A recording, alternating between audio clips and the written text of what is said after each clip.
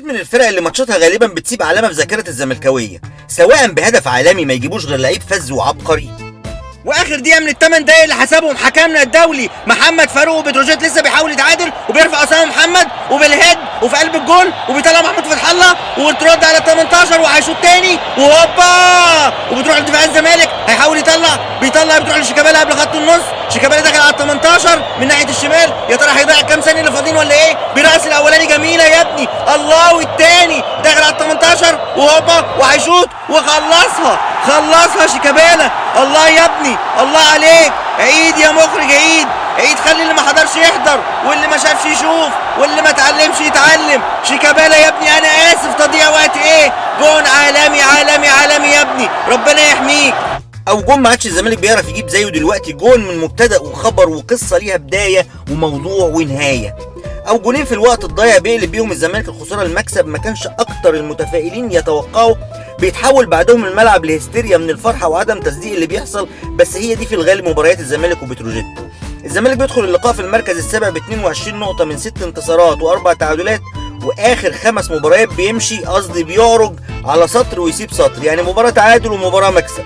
وبتروجيت بيقدم موسم كويس لغايه دلوقتي في المركز الخامس ب 24 نقطه من 14 مباراه، 6 مكسب و6 تعادل وخسارتين. الزمالك بيبدا بطريقه 4-3-3، الشناوي لحراسه المرمى، اسامه علي جبر الونش ناصف، طارق ارتكاز، قدامه 2 معروف وريكو، قدامهم 2 شيكابالا وستانلي، تحت مايوكا. على الورق الطريقه 4-3-3، انما على ارض الواقع وبمرور الوقت اتحولت ل 4-1-4-1.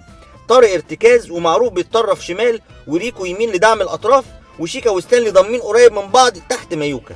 اول خطوط دفاع بتروجيت بتبدا بفاول في نص ملعب الزمالك لتعطيل الهجمه، بيساعدهم عليها بطء التحضير عند الزمالك وكسل الطرفين وضعف مساندتهم الهجوميه، خصوصا اسامه ابراهيم اللي نفسي اساله سؤال واحد، هو في ايه؟ مالك؟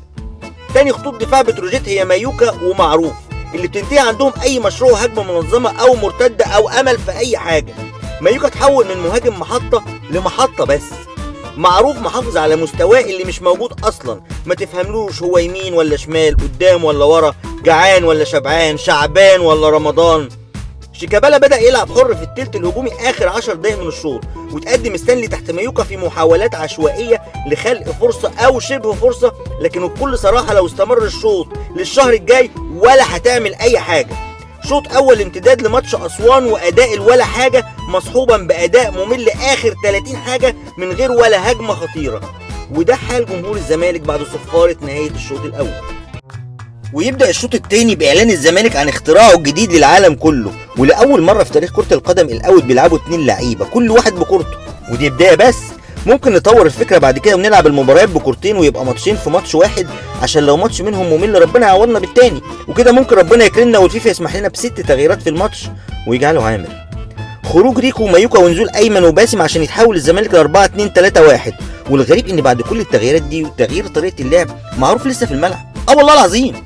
واخيرا الزمالك بيجيب جون من نيران صديقه، مخرج المباراه اللي كرهنا في عيشتنا من اول الماتش بكادراته والوانه وكاميراته، حاول يقنعنا ان معروف هو اللي جابه، بس من اول لحظه كنت متاكد انه ما يعملهاش، مش اخلاق معروف ولا مبادئ معروف اهدافه في الحياه عموما وفي الكوره خصوصا هي المشاهد السرياليه اللي بيبدع فيها، ودي منطقته اللي محدش يقدر ينافسه فيها. مع بتروجيت في وجود طلعت يوسف عمر المباراه ما هتفتح الا بتسجيل جون. بعد الجون رتم الزمالك بقى اسرع ومحاولاته زادت لان بتروجيت فتح الملعب في محاوله للتعادل، لكن يظل ايمن حفني مخطوف من يوم مباراه العوده مع الوداد، وتقدروا تعتبروا ده بلاغ رسمي مني. الشناوي حاول على قد ما يقدر انه يطرد من الماتش بس ربنا ما وفقوش، حاول مره واتنين بس معلش يا شناوي ربنا مش رايد، رجاء اعاده المحاوله في وقت لاحق. اهم مكسب من مباراه النهارده هو المكسب في حد ذاته، لما تكسب وانت مستواك وحش تبقى خطوه مهمه على طريق البطوله.